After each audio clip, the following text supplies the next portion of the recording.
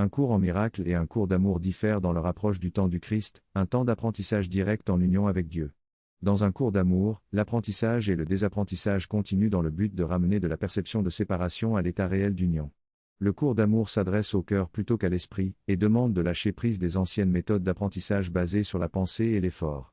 La première lecture du cours doit se faire sans chercher à comprendre, simplement en écoutant les mots comme s'ils s'adressaient à soi. Une fois qu'on est prêt à entreprendre une deuxième lecture avec tout son cœur, la difficulté disparaît et la compréhension vient.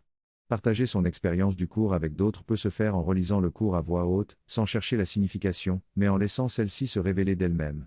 Cette méthode d'apprentissage apprend la réceptivité et permet d'apprendre dans l'unité en écoutant le cœur. Il est recommandé de recevoir avant de chercher à percevoir, en évitant de se sentir inférieur à ceux qui possèdent déjà l'information. Ce passage invite à prendre du recul de l'esprit et à se connecter à la voix du cœur. Il suggère de faire une pause, de laisser l'esprit se reposer et d'entrer dans une zone d'ouverture et de réceptivité du cœur. Il met en avant l'importance d'écouter sans jugement, de poser des questions et d'être patient, aimant et bon. Le texte souligne également la nécessité de se détacher des croyances communes et de trouver sa propre conviction et autorité. Il indique que dans l'unité et la relation, chacun est capable de recevoir la réponse qui lui convient.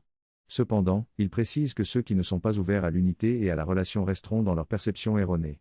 L'auteur explique que la facilité de cette manière de penser peut être difficile à accepter pour certains, car cela va à l'encontre de ce qu'ils ont appris.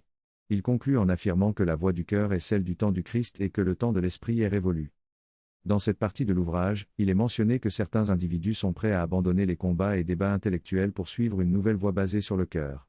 Ils sont fatigués des voies de l'esprit et souhaitent rentrer chez eux en suivant cette nouvelle voie. Pour eux, la preuve de cette nouvelle approche se trouve dans le désir de se libérer de l'esprit égotique et de transcender le moi séparé. Cette démonstration de la sagesse du cœur peut être utilisée par les facilitateurs, même si certains membres du groupe restent attachés aux anciennes voies. Il n'est pas nécessaire de retarder le mouvement du groupe pour ceux qui ne sont pas prêts à accepter la nouvelle voie pour le moment. L'objectif de ce cours est d'accepter sa véritable identité et d'être fidèle à soi-même, sans rechercher un état idéal ou une identité similaire à celle des autres. Il ne s'agit pas non plus d'absence de soi. Les lecteurs peuvent se demander quel effort ils doivent fournir pour effectuer cette transition vers la fin de l'effort. Cependant, dans l'unité, la perfection est déjà une réalité, et il n'est donc pas nécessaire de faire des efforts pour l'atteindre. Le défi pour ceux qui ont besoin de défis est de rester dans l'unité, d'exprimer leur nature divine à travers le partage en union et en relation.